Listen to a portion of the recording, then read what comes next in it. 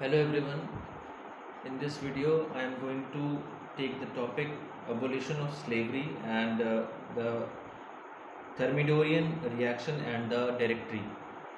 तो इसके पहले हम पढ़ चुके हैं इसमें द फ्रेंच रिवॉल्यूशन के बाद क्या चेंजेस आए फ्रांस में और लुइस 16 को किस तरह से 1793 में एग्जीक्यूट किया गया, देन 1794 में रॉबर्सपियर को भी एग्जीक्यूट कर दिया गया। अब उसके बाद स्लेवरी कैसे ख़त्म हुई और जो स्लेव्स थे उनके फेवर में क्या नेशनल जो असेंबली थी वो कुछ लॉ फ्रेम कर पाई या नहीं। The unwillingness of Europeans to go and work in the colonies in the Caribbean which were important suppliers of commodities such as tobacco, indigo sugar and coffee created a shortage of labor on the plantation.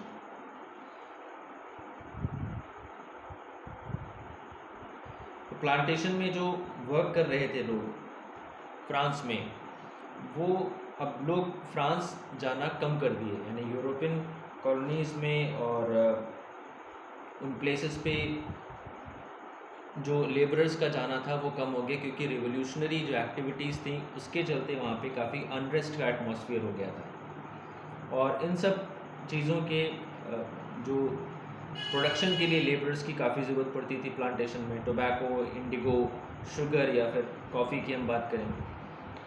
दस the slave trade began in the 17th century, और इसी वजह से ये labour shortage की वजह से ही France में जो लेबर शॉर्टेज थी उसकी वजह से ही स्लेव ट्रेड शुरू हुआ। French merchants sailed from their ports to the African coast. French जो सेलर्स थे वो अफ्रीकन कोस्ट की तरफ सेल करके गए, where they bought slaves from local chieftains. Branded and shackled, the slaves were packed tightly into ships for the 3-month-long voyage across the Atlantic to the Caribbean. ठीक है, काफ़ी ख़राब स्थिति में उनको ले जाया जाता था, एज कमोडिटी उनको पैक किया जाता था, शिप में रखा जाता था और फिर उनको अदर नेशंस की तरफ ले जाया जाता था। तो काफ़ी माइजरेबल कंडीशन थी स्लेव्स की। There they were sold to plantation owners, वहाँ पर उनको प्लांटेशन जो ओनर्स होते थे उनको सेल कर दिया जाता था। The exploitation of slave labour made it possible to meet the growing demand in European markets for sugar, coffee and indigo. इनका एक्सप्लॉयटेशन काफ़ी ज़्यादा हुआ और जिससे कि डिमांड्स जो यूरोपियन मार्केट्स में शुगर, कॉफ़ी और इंडिगो की डिमांड्स थी उसको पूरा करने में हेल्प मिली। लेकिन दूसरी तरफ इन स्लेव जो लेबरर्स थे उनका एक्सप्लॉयटेशन बहुत ज़्यादा हुआ। The national assembly held long debates for about whether the rights of man should be extended to all French subjects including those in the colonies. क्या ये जो नेशनल असेंबली थी ये कई बार इस पर डिबेट्स हुए कि जो फ्रेंच कॉलोनीज़ में जितने भी जो स्लेव्स हैं क्या उन्हें भी राइट्स ऑफ मैन मिलना चाहिए। तो इस पर काफ़ी डिबेट हुआ, but it did not pass any laws.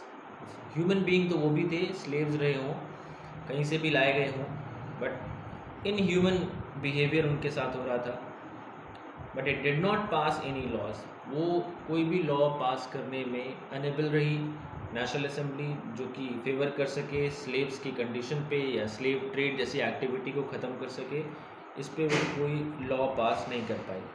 Fairing opposition from businessman whose incomes depended on the slave trade, क्योंकि बहुत बड़ा ग्रुप एक ऐसा था बिजनेसमैन का जो कि जिनका वर्क सिर्फ या जिनकी जो इनकम थी वो स्लेव ट्रेड पे ही डिपेंडेंट थी। तो इसलिए जो national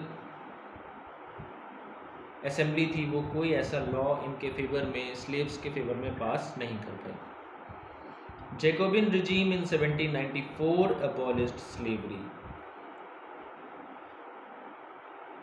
in the French colonies. However, 10 years later, Napoleon reintroduced slavery. 1794 में जैकोबिन्स ने जब जैकोबिन्स का रूल था तब वहाँ पे फ्रेंच कॉलोनीज़ में इसको ख़त्म किया गया, अबॉलिश्ड स्लेवरी। लेकिन 10 इयर्स के बाद जब नेपोलियन आया तो उसने फिर से स्लेवरी को रीइंट्रोड्यूस किया। फाइनली ये अबॉलिश की गई फ्रेंच कॉलोनीज़ में 1848 में। Slavery was finally abolished in French colonies in 1848। तो ये था अबॉलिशन ऑफ स्लेवरी, जिसमें कि सबसे पहले हमने देखा कि कहाँ पे इनकी ज़रूरत थी, प्लांटेशन में ज़रूरत थी, क्योंकि फ्रेंच कॉलोनीज़ में वहाँ पे लोग वर्क नहीं कर रहे थे, लेबरर्स वहाँ पे नहीं आ रहे थे, उनको अफ्रीकन नेशन से लाया गया और एज अ कमोडिटी पैक करके लाया जाता था, फिर इनको सेल कर दिया जाता था प्लांटेशन ओनर्स को, और काफ़ी ख़राब इनके साथ बिहेवियर होता था, काफ़ी माइजरेबल कंडीशन में रहते थे ये। और to meet out the demand in European markets for sugar, coffee and indigo, national assembly ने इस पर कई बार डिबेट किया, लॉन्ग डिबेट्स हुए, बट किसी कंक्लूजन पे वो नहीं निकल पाई कि इनको राइट्स ऑफ मैन दिया जाना चाहिए या नहीं, क्योंकि एक बहुत बड़ी कम्युनिटी ऐसी थी बिजनेसमैन की जिनकी इनकम इसी स्लेव ट्रेड पे डिपेंड कर रही थी। तो इस वजह से इन स्लेव्स के फेवर में कोई चीज़ नहीं पास हो पाई। Jacobin regime in 1794 abolished slavery in the French colony. 1794 में जैकोबिन्स ने ख़त्म किया, लेकिन नेपोलियन ने इसको रीइंट्रोड्यूस कर दिया 10 इयर्स के बाद, यानी 1804 में, और 1848 में फाइनली स्लेवरी ख़त्म हुई। अब नेक्स्ट हम देखते हैं what was Thermidorian reaction and the directory. तो रॉबेस्पियर के बाद का जो टाइम हम कहेंगे वो है Thermidorian reaction, refers to the remaining period until the national convention was superseded by the directory। जब तक डायरेक्टरी फॉर्म नहीं हो गई तो, और रॉबेस्पियर के ख़त्म होने के बाद till the formation of directory, ये जो पीरियड था इसको हम थर्मिडोरियन रिएक्शन कहते हैं।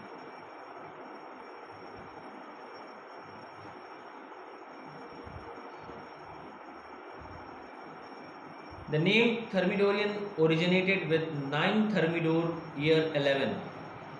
ठीक है, ये फ्रेंच रिपब्लिकन जो कैलेंडर है उसके हिसाब से डेट है, जो कि एक्चुअल डेट अगर हम देखें तो 27 जुलाई 1794 की थी। ठीक है, the name Thermidorian originated with 9 Thermidor year 11, that was actually 27 July 1794 when Robespierre and other radical revolutionaries came under concerted attack in the National Convention।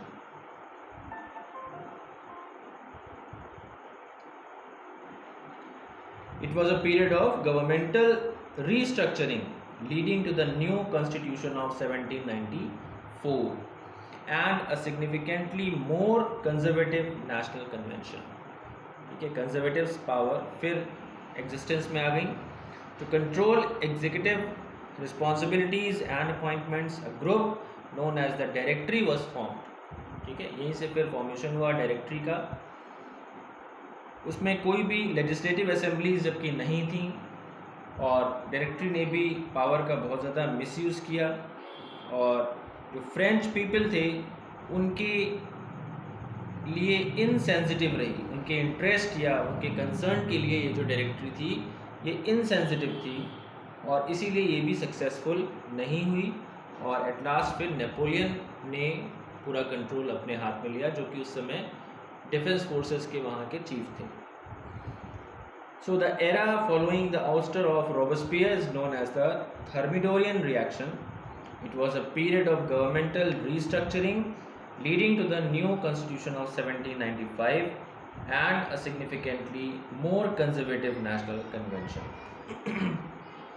Thermidorian reaction was the name Thermidorian originated with 9 Thermidor year 11, That was actually the date 27th July 1794. The date according to French Republican calendar when Robespierre and other radical revolutionaries came under concerted attack in the National Convention.